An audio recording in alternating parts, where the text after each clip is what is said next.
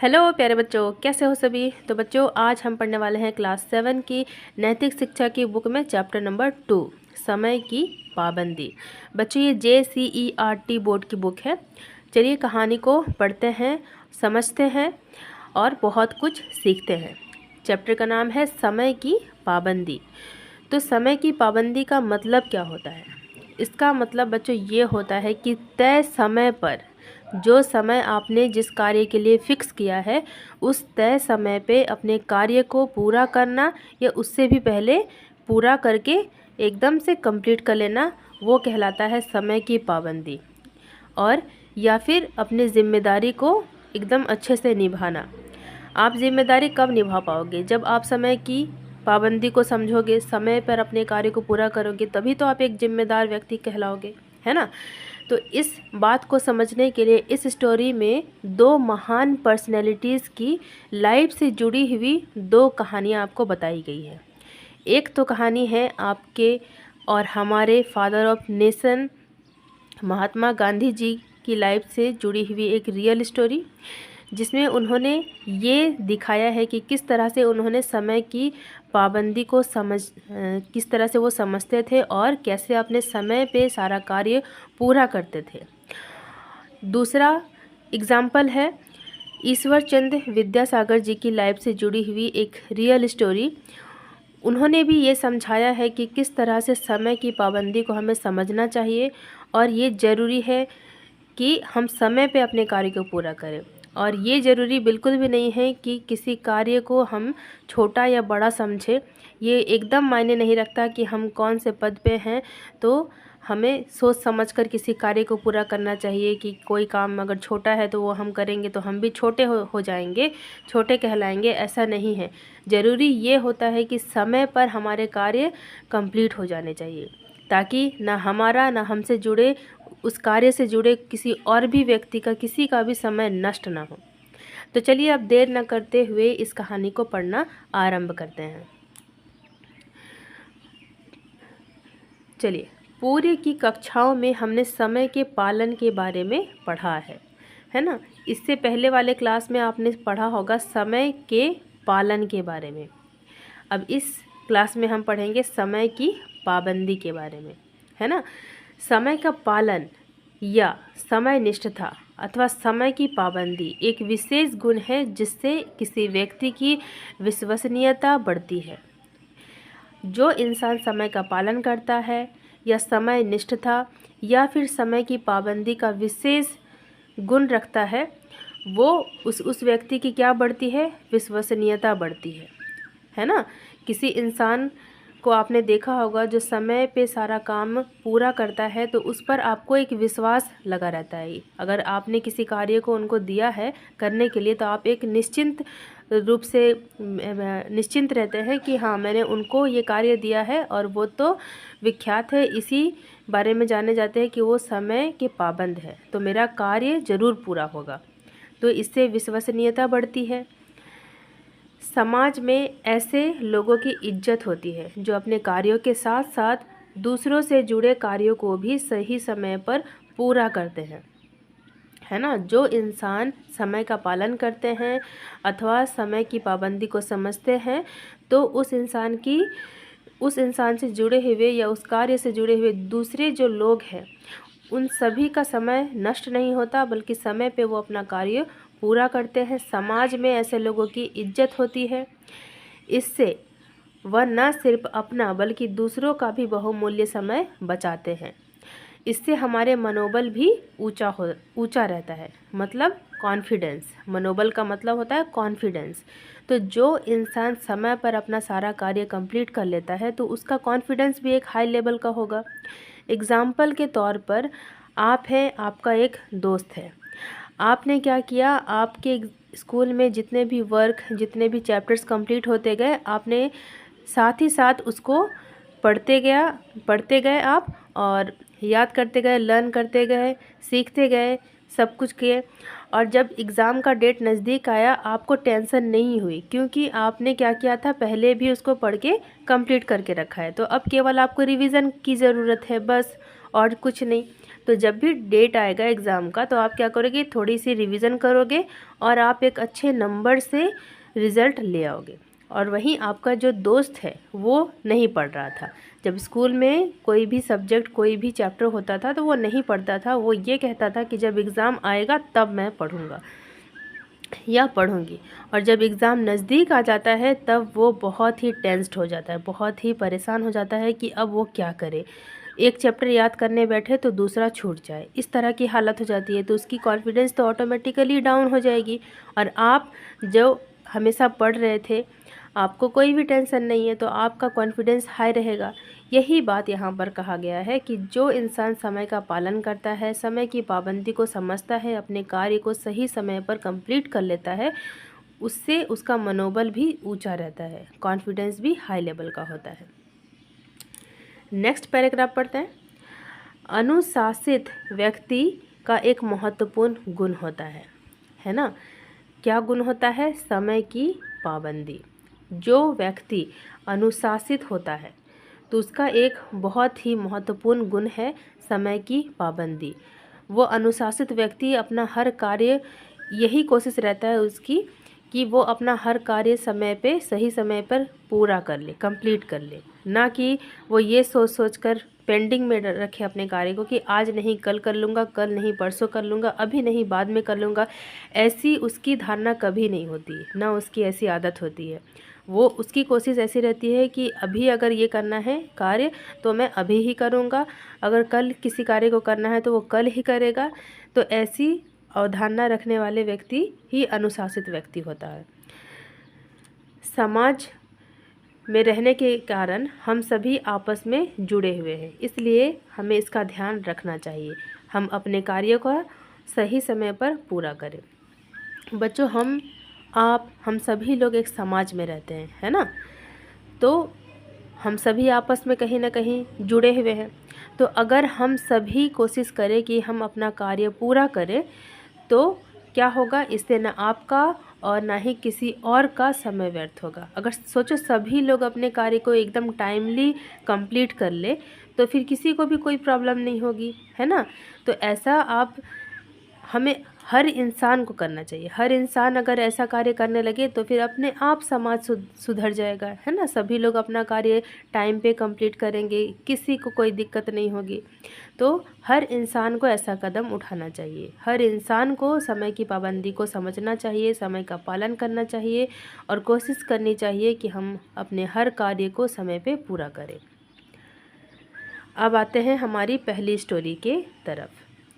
ये कहानी है महात्मा गांधी जी की लाइफ से जुड़ी हुई। चलिए पढ़ते हैं। गांधी जी समय की पाबंदी के लिए बहुत प्रसिद्ध थे। एक घटना उस समय की है जब गांधी जी साबरमती आश्रम में रह रहे थे। एक दिन एक गांव के लोग गांधी जी के पास आए और उनसे एक सभा की अध्यक्षता करने का आग्रह किया। बच्चों, आपने आज़ादी की कहानी कभी न कभी सुनी होगी, है ना। उस समय जब आज़ादी नहीं मिली थी पूरी तरह से, तो महात्मा गांधी अलग अलग जगह जाते थे और सभा ऑर्गेनाइज होती थी, वहाँ ये भाषण देते थे, अपने देश के प्रति सबको जागरूक करते थे और सबको मनोबल देते थे। तो उसी तरह की एक घटना है। जब वो साबरमती आश्रम में रह रहे थे तो एक गांव के कुछ लोग आए गांधी जी के पास, क्या कहने के लिए कि एक सभा ऑर्गेनाइज की हुई है तो वहाँ आपको अध्यक्षता करनी है। टोली के मुखिया ने उनसे कहा, यदि आप अपना कीमती समय निकालकर हमारे लोगों से देश के संबंध में कुछ शब्द कहें तो आपकी बहुत कृपा होगी, है ना। उस टोली के मुखिया ने कहा, जो जहाँ पे सभा ऑर्गेनाइज किया गया था, तो उस टोली के मुखिया ने गांधी जी से आकर कहा कि गांधी जी, अगर आप हमारी सभा की अध्यक्षता करेंगे और आप हमारे देश के लोगों से देश के संबंध में कुछ शब्द कहेंगे तो आपकी बहुत कृपा होगी। गांधी जी ने अपने भावी कार्यक्रम की सूची देखी, लिस्ट देखा इन्होंने। जो कार्यक्रम के बारे में इनसे बात करने आए थे वो लोग, उस कार्यक्रम की सूची देखी, लिस्ट देखी कि कब कौन सा कार्य है, कितने बजे का समय है, कब जाना है, कब लौटना है, ये सब कुछ जब लिस्ट उन्होंने देखा, फिर उस मुखिया से पूछा सभा के कार्यक्रम का समय कब है ना। मुखिया से पूछा गांधी जी ने कि समय कब है, ये जो कार्यक्रम होगा तो इसका टाइमिंग बता दीजिए। मुखिया ने कहा हमने 4 बजे का समय निश्चित कर रखा है। उन्होंने क्या बताया कि 4 बजे ये प्रोग्राम होने वाला है।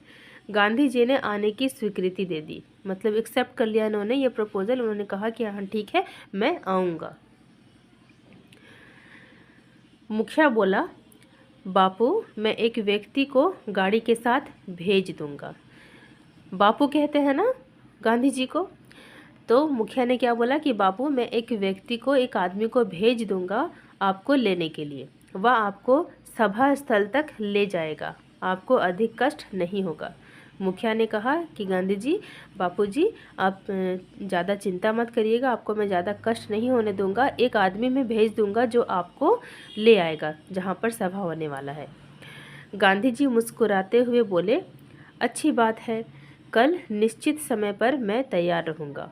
तो गांधी जी ने कहा ठीक है, बहुत अच्छी बात है, मैं जो टाइमिंग आपने दिया है मैं एकदम तैयार रहूँगा।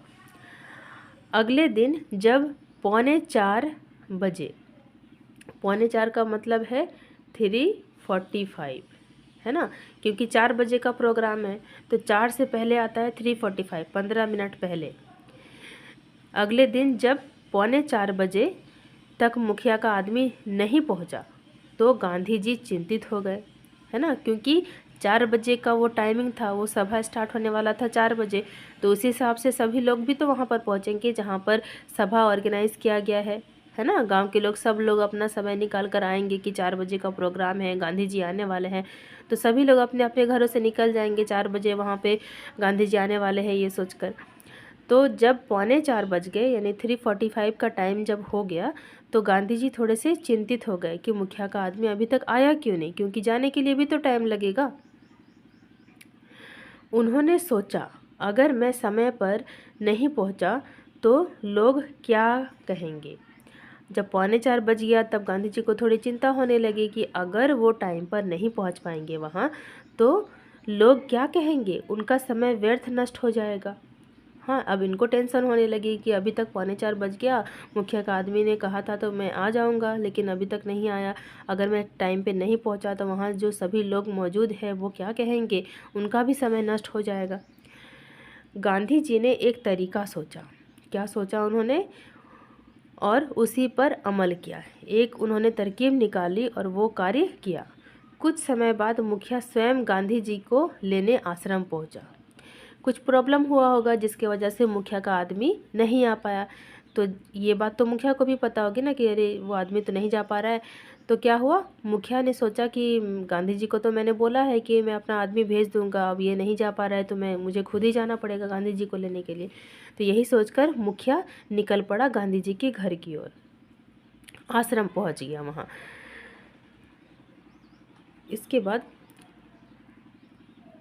मुखिया सभा स्थल पर जब वो मुखिया स्वयं गांधी जी को लेने आश्रम पहुंचा तो गांधी जी को वहां ना पाकर उन्हें बहुत आश्चर्य हुआ।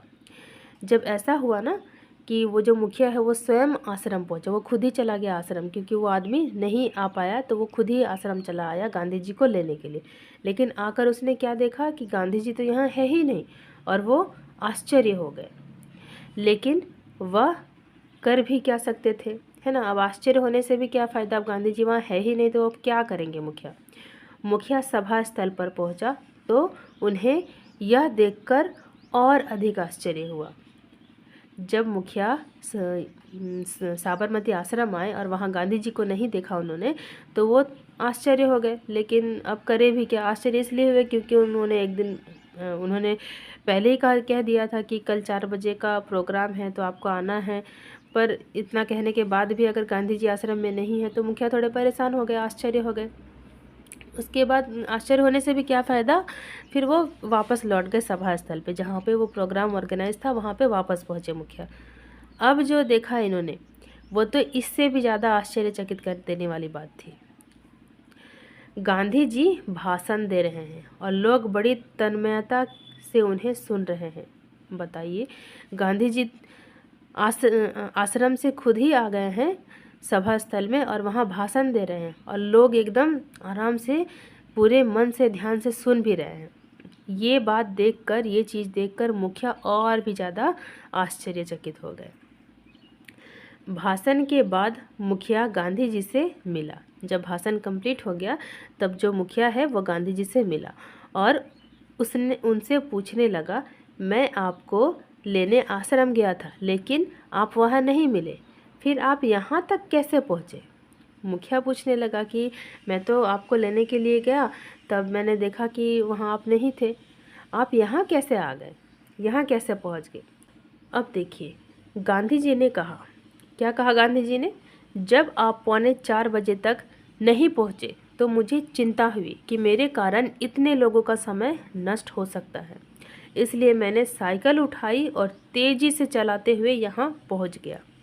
गांधी जी ने मुखिया को बताया कि जब 3:45 बज गए तब आप नहीं आए तो मुझे थोड़ी चिंता सताने लगी कि मेरे कारण कहीं इतने लोगों का समय नष्ट ना हो जाए, है ना।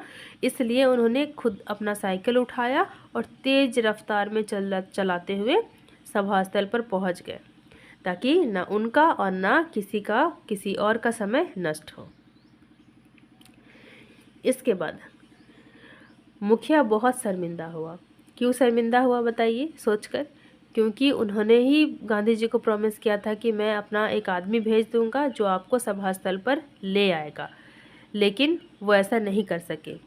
कोई कारण रहा होगा जिस कारण से वो आदमी ना गया हो, है ना, कुछ भी हो सकता है कारण। और वो खुद भी गए तो लेट से गए, मुखिया भी जब गए तो वो लेट से ही गए थे। तो इस बात से वो शर्मिंदा हुए कि मैंने खुद ही टाइम दिया और मैं खुद नहीं आ पाया, और गांधी जी समय के पाबंदी हैं इसलिए वो खुद ही चले आए। गांधी जी ने कहा, समय बहुत मूल्यवान होता है, मतलब प्रीसियस, है ना, बहुत कीमती होता है। हमें प्रतिदिन समय का सदुपयोग करना चाहिए।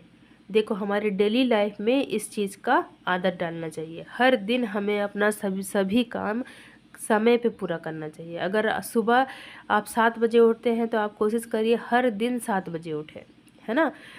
ऐसा नहीं कि आज संडे है तो आज मैं 9 बजे तक 10 बजे तक सोऊंगा, नहीं, आपको हर दिन 7 बजे ही उठना। अगर आप 6 बजे उठते हैं तो आप हर दिन 6 बजे उठेंगे।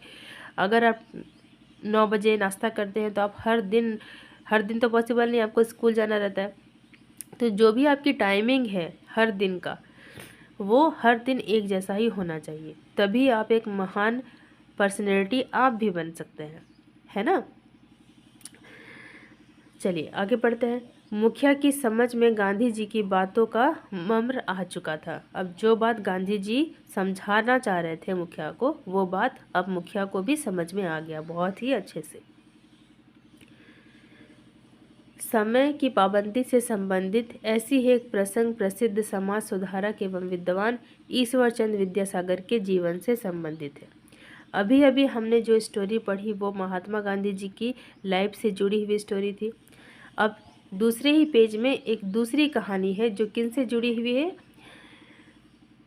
प्रसंग प्रसिद्ध समाज सुधारक एवं विद्वान कौन कौन है बताइए? ईश्वर चंद्र विद्यासागर के जीवन से संबंधित एक कहानी है। चलिए पढ़ते हैं कहानी को। एक बार ईश्वर चंद्र विद्यासागर को इंग्लैंड में एक सभा की अध्यक्षता करनी थी। कहाँ पे? इंग्लैंड में, है ना। उनके बारे में यह मशहूर था कि उनका हर एक कार्य घड़ी की सुई के साथ पूर्ण होता है। इसका मतलब क्या है?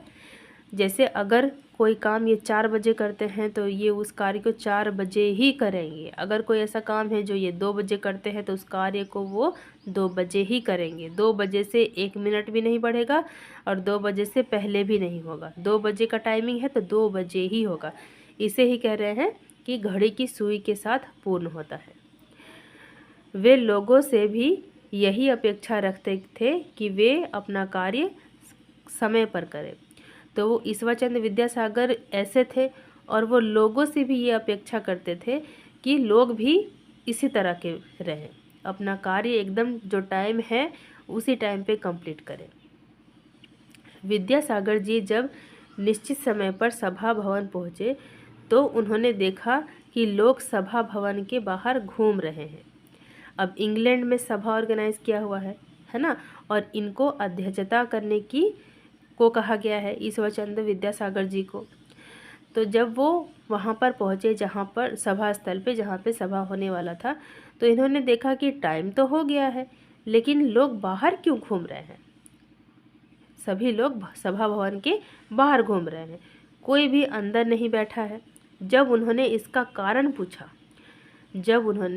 कारण पूछा कि टाइम हो गया है लेकिन इसके बावजूद सभी लोग बाहर क्यों घूम रहे हैं, तो उन्हें बताया गया कि सफाई कर्मचारियों के न आने के कारण अभी भवन की सफाई नहीं हुई है। जो सभा भवन है ना, वहाँ सफाई नहीं हुई है। साफ सफाई करने के लिए किसी को आना था लेकिन वो नहीं आया, इस कारण से सभा भवन की सफाई नहीं हुई। तो सभी लोग सभा भवन के बाहर घूम रहे हैं जबकि टाइम हो चुका है।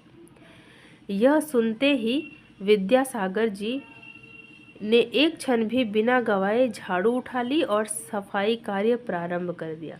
देखिए, इतने महान पर्सनैलिटी है, वहाँ पर सभी लोग जानते हैं इनको कि ये एक समाज सुधारक हैं। ये घड़ी की सुई के साथ अपना कार्य पूर्ण करते हैं, समय के पाबंदी हैं। लेकिन इतने महान पर्सनैलिटी होने के बावजूद जब उन्होंने सुना कि ऐसी बात है, भवन की सफाई नहीं हुआ है, सफाई कर्मचारी नहीं आए हैं इसके वजह से, और इस वजह से जो टाइमिंग था हमारा वो लेट हो रहा है, सभी लोग चुपचाप है। इन्होंने क्या किया, एक क्षण भी देरी नहीं की, खुद ही झाड़ू उठा लिए और सफाई का कार्य प्रारंभ कर दिया, स्टार्ट कर दिया। उन्हें ऐसा करते देख वहाँ मौजूद लोगों ने भी सफाई का कार्य शुरू कर दिया। जब ईश्वर चंद्र विद्यासागर जी ने ऐसा कार्य शुरू कर दिया, झाड़ू उठाकर सफाई का, तो बाकी लोग भी सफाई का कार्य स्टार्ट कर दिए। देखते ही सभा भवन की सफाई हो गई। अब सभी लोग मिल के कर रहे हैं तो कार्य जल्दी पूरा हो गया। सारा फर्नीचर यथास्थान लगा दिया गया। जहाँ जहाँ जिस फर्नीचर को रहना चाहिए था सब लोगों ने साफ़ सफाई करके फर्नीचर भी सही जगह पर सेट कर दिया। जब सभा आरंभ हुई तो ईश्वर चंद्र विद्यासागर ने कहा, अब सफाई का कार्य तो पूरा हो गया, अब इसके बाद सभा स्टार्ट हुई। अब ईश्वर चंद्र विद्यासागर जी भाषण देना स्टार्ट करते हैं। तो उन्होंने अपने भाषण में क्या कहा, कोई व्यक्ति हो अथवा राष्ट्र, कोई इंसान हो या देश हो, उसे स्वावलंबी होना चाहिए मतलब अपने कार्य को समय पे करना चाहिए। अभी आप लोगों ने देखा कि एक दो व्यक्ति के न आने से हम सभी परेशान हो रहे थे, है ना। सफाई कर्मचारियों के बारे में कह रहे हैं कि वो नहीं आए तो हम सभी लोग परेशान थे। संभव है कि उन व्यक्तियों को यह बात मालूम ही ना हो कि उन्हें यहाँ सफाई करनी है ना। हो सकता है ना, लोग सोच रहे होंगे कि उसने बता दिया होगा कर्मचारियों को कि आज सभा भवन में सफाई करनी है, फिर दूसरा व्यक्ति ये सोच रहा होगा कि किसी और ने बता दिया होगा। ऐसे करते करते पता चला कि किसी ने बताया ही नहीं उन कर्मचारियों को कि आज सभा भवन की सफाई करनी। हो सकता है कि नहीं। तो वही बात बता रहे हैं ईश्वर चंद्र विद्यासागर जी कि हो सकता है उन्हें मालूम ही ना हो कि उन्हें आज यहाँ सफाई करनी है, या फिर किसी दिक्कत के कारण वे यहाँ ना पहुँचे, है ना। ये भी तो हो सकता है वो बीमार हो सकता है उनके घर में कोई मेंबर बहुत ज़्यादा बीमार हो गए हैं जिसके वजह से वो लोग नहीं आ पाए, कुछ भी हो सकता है। क्या ऐसी दशा में आज का कार्यक्रम स्थगित कर दिया जाता, है ना। ईश्वर चंद्र विद्यासागर जी पूछ रहे हैं, अगर ऐसा कोई बात होता कि किसी कारणवश वो नहीं आ पाए या फिर उन्हें मालूम ही नहीं था कि यहाँ आना है, तो क्या सिर्फ इस कारण से आज का प्रोग्राम कैंसिल होता। यदि ऐसा होता तो कितने व्यक्तियों का श्रम और समय व्यर्थ हो जाता। तो ईश्वर चंद्र विद्यासागर जी बता रहे हैं कि अगर यही बात होता कि उन दो तीन व्यक्तियों के न आने के कारण हमारा प्रोग्राम, तय किया हुआ प्रोग्राम कैंसिल हो जाता, तो न जाने हम लोग जो यहाँ प्रेजेंट है कितने ही व्यक्तियों का श्रम और समय, मेहनत और समय दोनों ही व्यर्थ हो जाता, वेस्ट हो जाता, है ना। क्योंकि सब लोग अपना अपना समय निकाल कर यहाँ आए थे। हो सकता है आज यहाँ ना आते तो अपना कोई और कार्य पूरा कर रहे होते, लेकिन प्रोग्राम रखा गया था इसलिए सब लोग अपना दूसरा कार्य को स्थगित करके यहाँ पे आए थे, कैंसिल करके, है ना। तो वही कह रहे हैं कि अगर उस कारण से कि कर्मचारी नहीं आया तो सफाई नहीं हुआ, इस कारण आज का प्रोग्राम कैंसिल हो जाता, तो फिर कितने ही लोगों का श्रम मेहनत और समय, टाइम दोनों ही व्यर्थ हो जाता। अब इसका कॉन्क्लूज़न यानी सार क्या है? हमने अभी जो स्टोरी सुनी, जो स्टोरी पढ़ा हमने ईश्वर चंद्र विद्यासागर जी की और महात्मा गांधी जी की लाइफ से जुड़ी हुई जो कहानी हमने पढ़ी, अब इस बात का कॉन्क्लूज़न क्या है ना? कॉन्क्लूज़न क्या है या इस दोनों कहानियों का सार क्या है, सारांश क्या है? तो सार यह है कि प्रत्येक व्यक्ति को स्वावलंबी होना चाहिए और वक्त पड़ने पर किसी भी कार्य को करने में संकोच नहीं करना चाहिए, है ना? अगर ऐसी स्थिति आ गई जैसे अभी अभी आया था ईश्वर चंद्र विद्यासागर जी की टाइम पे कि इतने महान पर्सनैलिटी होने के बावजूद भी जब प्रोग्राम फिक्स कर दिया गया है तो इन्होंने ये नहीं सोचा कि झाड़ू लगाने से मैं छोटा हो जाऊंगा या लोग हंसेंगे मुझ पे। कहाँ सोचा उन्होंने झट से झाड़ू उठाया और सफाई स्टार्ट कर दिया, है ना? उसी तरह से महात्मा गांधी जी के साथ भी हुआ। वो क्या किए, वो खुद से अपना साइकिल उठाए और चलाकर चले गए सभा स्थल की ओर, है ना? वो कहाँ सोचे कि अगर मैं खुद से साइकिल चला के जाऊँगा तो कहीं लोग मुझ पर हंसे ना, कहीं लोगों ने बातें बनाना शुरू कर दिया तो नहीं ये मुझ पे शोभा नहीं देगा। तो ऐसी बात उन्होंने कहाँ सोचा। वो साइकिल उठाए और जो टाइम था उस टाइम पे सभा स्थल पे पहुँचकर अपना कार्य पूरा किया। उसी तरह से ईश्वर चंद्र विद्यासागर ने भी झाड़ू उठाया, सफाई किया और अपना टाइम पे काम स्टार्ट कर दिया। तो यही बात यहाँ पे सार में निकल के आता है कि प्रत्येक व्यक्ति को स्वावलंबी होना चाहिए और वक्त पड़ने पर किसी भी कार्य को करने में संकोच नहीं करना चाहिए। अगर कोई ऐसी इमरजेंसी स्थिति आ गई है तो आप कोई भी कार्य करने के लिए संकोच मत करिए। तो बच्चों, ये कहानी यहीं पे फिनिश होती है। मुझे उम्मीद है आप सीख के होंगे समय की पाबंदी को समझना, है ना? और ये भी विश्वास है कि आप अपनी लाइफ में भी इसको इम्प्लीमेंट करेंगे। तो चलिए, और हमने 2 एग्जाम्पल में पढ़ा, महात्मा गांधी जी के लाइफ की से जुड़ी हुई और ईश्वर चंद्र विद्यासागर जी की लाइफ से जुड़ी हुई, और उनसे भी हम बहुत प्रभावित हुए, है ना? अब हम नेक्स्ट वीडियो में इस चैप्टर का क्वेश्चन आंसर कंप्लीट करेंगे। मिलते हैं अगली वीडियो में, तब तक के लिए बाय बाय। बच्चों, वीडियो अच्छी लगी तो लाइक करना, चैनल में नए हैं तो सब्सक्राइब करना और अपने दोस्तों के साथ भी शेयर ज़रूर करना। बाय बाय बच्चों।